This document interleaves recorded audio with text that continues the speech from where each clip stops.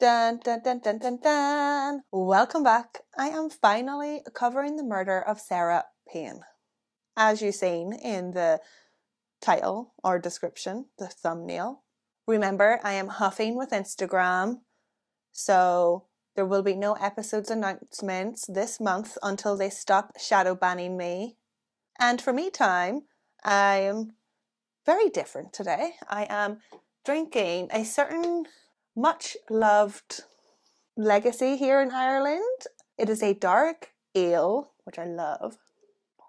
And I am continuing to knit my cushion cover. I think I've already messed up. Oh well.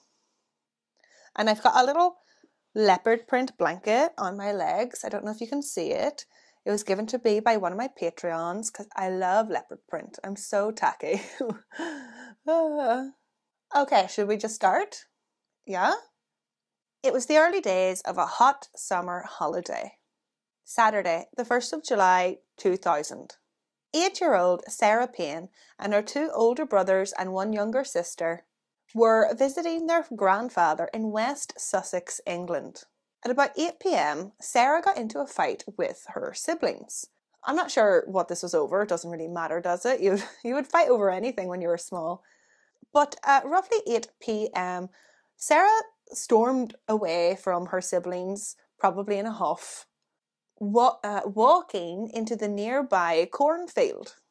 And like that, we are straight into the story. She was gone. Sarah went missing and her grandfather reported her missing immediately. Police were on the scene right away, but they had very little to go on. The only thing they had to go on was that Sarah's older brother, Lee, said that he had spotted a white van and a silver car. He also said that he'd seen a scruffy-looking man, probably in his 40s. He had been driving by or watching them. And that was it. That was all the information they had. No CCTV, no eyewitnesses. That was it. And soon, both the fire crew and police department spent the whole night searching for Sarah in the fields with no success. The next day, efforts were upped. They were escalated quickly. The next day, there were now 50 police officers and 80 volunteers looking for Sarah Payne. So all these people, over 100 people, are looking for the child. Meanwhile, police officers interview the local known paedophiles. They have a list and they know top suspects. The day after Sarah Payne's disappearance, when the police were interviewing the paedophiles, one was arrested. Roy Whiting, a 42-year-old scruffy mechanic. He was a quiet loner who had already served time for abducting and raping a 9-year-old girl. The police knew that Roy was a dangerous pedophile.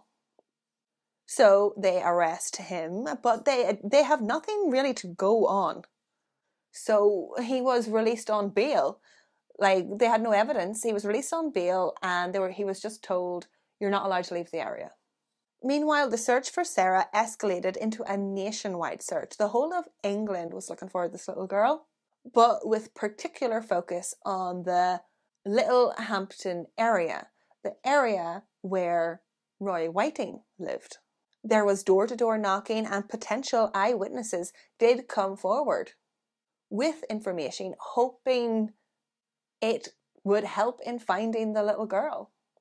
2 days after Sarah's disappearance, her parents, Michael and Sarah, made an emotional televised appeal, appealing for whoever took their daughter to please return her safely.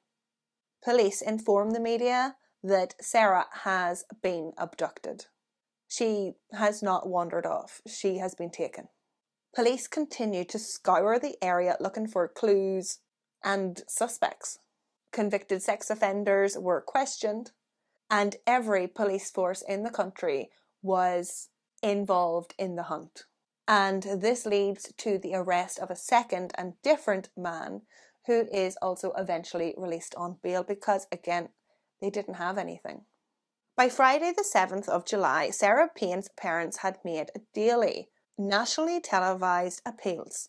It was after a week later that the police decided to scale down the search. They needed to be more focused on specific localised leads, including going into the claims of abduction attempts.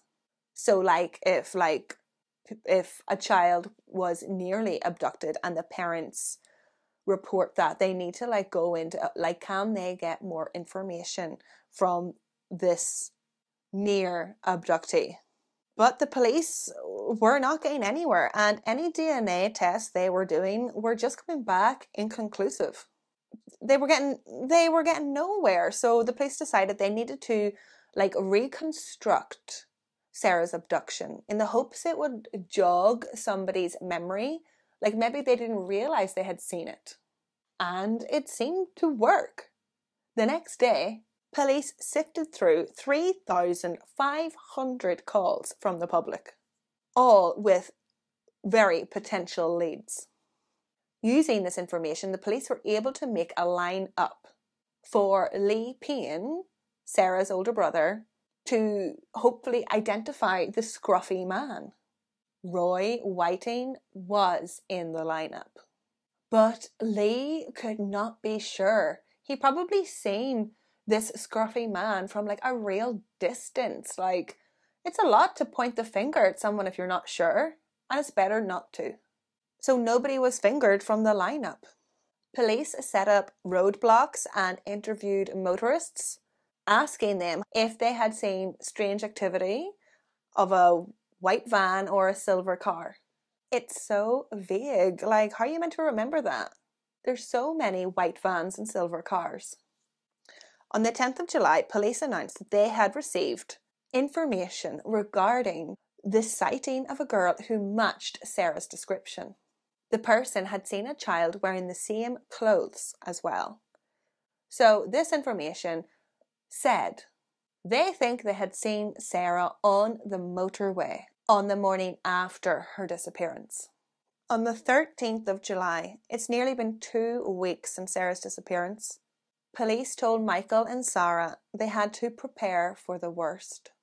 It was all too possible. It was getting more and more likely that Sarah was not going to be returned safe and well. And the police were right. Only 4 days after this, on the 17th of July, a little female body was found in a field, 15 miles from where Sarah had disappeared. It was Sarah. The 8-year-old's naked, mutilated and decomposing body was found in a shallow grave only 6 inches deep. Like that. A murder investigation commenced.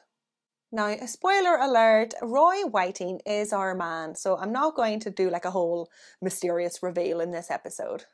A scruffy, 42-year-old mechanic. Ugh. Scruffy is a fitting adjective. Roy was a known and convicted sex offender paedophile. He was a paedophile, not just a sex offender of children. And he was routinely questioned throughout the whole course of the investigation, the whole course of looking for Sarah. They knew that this was their man. He was first questioned about Sarah Payne only 24 hours after she had disappeared. See, Roy lived only 5 miles away from where Sarah had disappeared. After questioning Roy, police officers left his flat suspicious of his lack of concern for the missing child. Although, I don't know, do predators have emotional concerns for children? Do they? Or do they just see them as objects? Or the enemy, that make them think bad thoughts? I don't know. It's hard to know. Do they feel empathy? So anyway, yeah, the police are banging on Roy's door all the time, interviewing him, asking him where he was, what does he know, blah, blah, blah. On one occasion, Roy was trying to dodge the police. and refused to open his door to them. Just sort of like stayed in the house and pretended he wasn't there. So the police just waited outside his flat and waited for him to leave. And Roy did. He went to leave, he got in his van, and police stop. Driving a little white van. Police stopped and arrested him. Roy spent 2 days in custody. Again, unfortunately, the police had no concrete evidence on him, except for a petrol receipt at a petrol station, which contradicted his alibi. He had told police he was at the fun fair on the night of Sarah's disappearance, but this receipt proved, no, you were on the road, you were driving, and you stopped and got petrol. Again, Roy was released on bail. Who is bailing him out all the time? Can you bail yourself out? Upon his release, Roy did not return to his Little Hampton flat, as anti-paedophile vigilante mobs had thrown bricks through his window. They were convinced he was a pedophile, which he was, and he had abducted Sarah Payne, which he has. So basically, Roy is like in hiding and sleeping rough. On the 20th of July, 3 days after Sarah Payne's body was found, Sarah's little shoe was recovered from the roadside, 3 miles from Pulborough. This was where Roy had stopped to get petrol. Ah, see, the receipt came in useful. After all, it didn't just contradict an alibi, it proved his location. That's pure jammy. Sarah's shoe made the news. It was the only item of clothing of hers that was recovered. Roy knew it was just a matter of time until police came for him and arrested him again, and he knew his days were numbered. So, in the wee hours of the morning, for some reason, Roy stole a car and changed the number plates. Thankfully, somebody seen him do this and reported him to the police, saying this dude, this scruffy looking dude, has stole a car and he's changing the number plates, blah blah blah, this is where they are. Police found the car and holy smokes, a car chase ensued. Roy floored it and was going up to 70 miles an hour in a little Vauxhall Nova. And this was all in the town streets. This is not a motorway. He's going 70 miles an hour in little English town streets. Like, it's so crazy. Like, he could kill somebody. It's so dangerous. Well, like, he doesn't care, does he? So reckless. Eventually, the idiot crashed into a parked vehicle. Thankfully, nobody was hurt. Roy was arrested on the scene and charged with dangerous driving. He admitted to the charges and was jailed for 22 months, which is perfect. Finally, detectives have Roy exactly where they want him. He couldn't go anywhere. He was always at arm's reach, always available for questioning. While he was in jail for reckless driving, detectives were able to seize his white van and do forensic tests. On his 1988 Fiat Ducato van, a white van, and Roy had only bought this van 1 week before Sarah's disappearance. It seems like he was planning something, right? Following 7 months of investigation and interrogation, finally, on the 6th of February 2001, Roy was finally charged with the abduction and murder of Sarah Payne. Roy's trial began on the 14th of November 2001. And what do you think he pleaded? Not guilty, of course, of course. He thinks he's innocent of these charges, both charges. In Roy's defense, Roy basically argued that he just didn't do it. He wasn't there. He didn't have an alibi for his whereabouts on the day or evening that Sarah went missing. He claimed he had blanks in his memory on that day. I thought you went to the fun fair. The jury heard from several witnesses. The key witness was Sarah Payne's older brother, Lee, who stated that he had seen a scruffy man with yellowish teeth driving by on the day that his sister went missing. And can we just double check that this matches the description? Scruffy with yellow teeth? Yeah. Gosh, I hope nobody describes me as scruffy with yellow teeth. Dude, I drink a lot of coffee. At the trial, 2 motorists also testified that they had seen a parked white van on the roadside on the evening that Sarah went missing, which is not really much evidence if you think about it. Vans park all the time. Although, no, I don't think I would remember if somebody was parked, or if a van was parked on a motorway. I don't think I would. Now, I know that fibre forensics is not all it's cracked up to be, and we've moved along a long way since then. But on Sarah's found shoe was fibres that matched the fibres from Roy's van. And tell me, how did an 8-year-old get into a van? She was in a cornfield. And note, this was the only item of clothing that was ever recovered. So it was the only forensic evidence they could do. They couldn't, they had to go with what they had. But the real clincher that sealed this case was a hair, a little blonde hair, found on Roy's t-shirt. A DNA test of the hair established that there was a 1 in a billion chance of it belonging to anyone else but Sarah. This part is a bit sick.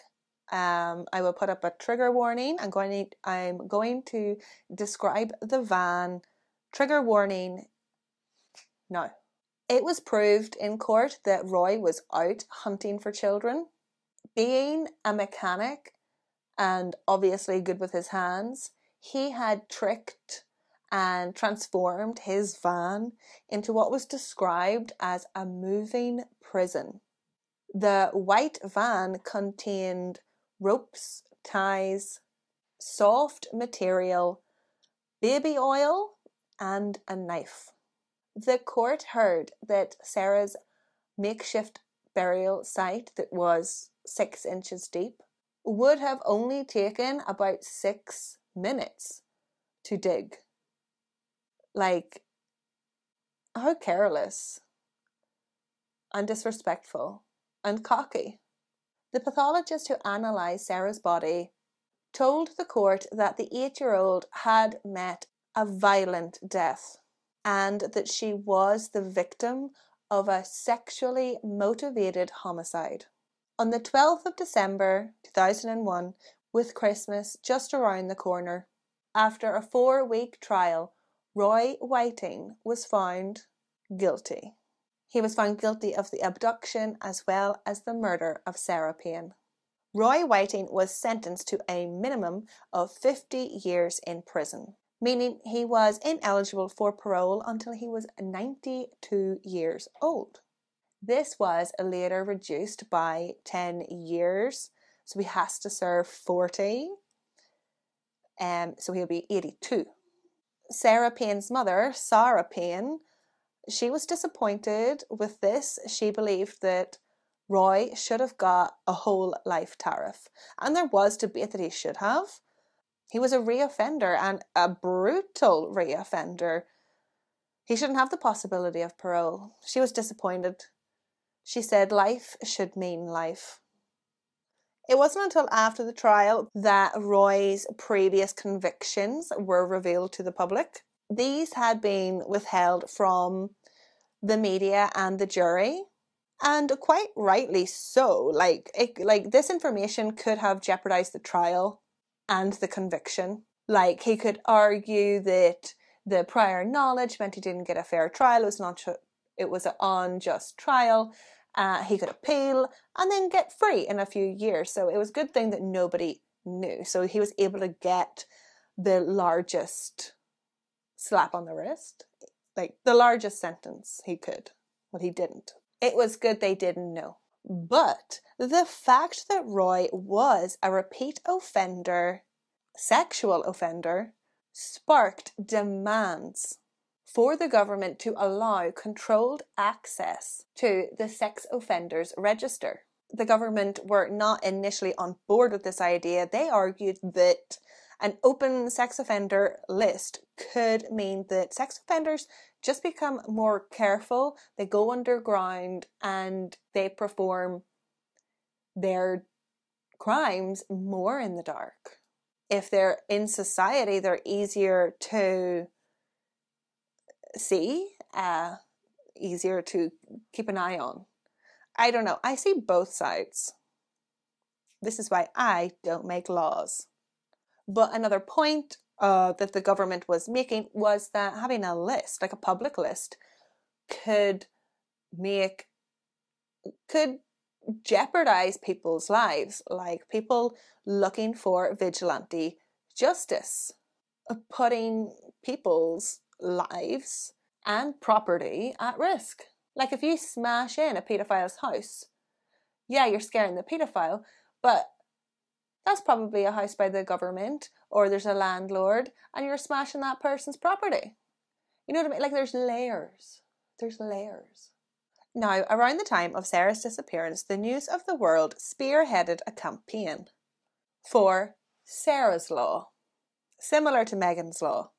The Payne family backed the campaign as they were 100% sure that it was a paedophile who had abducted their child and had been responsible for her murder. And they were obviously proven right. The Paynes and the News of the World, they argued that public access would have saved Sarah and other children's lives. In the end, Sarah's Law was put into place. It was slightly different to what the campaign demanded, but the law allows parents to ask the police if anybody who is in contact with their child is on the sex offender list. Since the tragic murder, Sarah Payne has released a book detailing the events and after events and, life and stuff like that. But unfortunately, Sarah's dad, Michael, could not handle what had happened to his daughter. It totally destroyed him. The Paynes, their marriage, they were married for 18 years and they separated. Michael became a lonely alcoholic and was jailed for over a year for drunkenly attacking his brother with a glass. On the 30th of October 2014, Michael was found dead. He had died of alcohol-related illnesses. And he lay there dead for several days before his body was discovered. And that is the end of this awful, tragic, infamous case, the abduction and murder of Sarah Payne. Now, you may have noticed that I didn't go into Roy Whiting that much. Tune in to the next episode when I will be delving into the background of this creep and what happened to him in prison. Slán!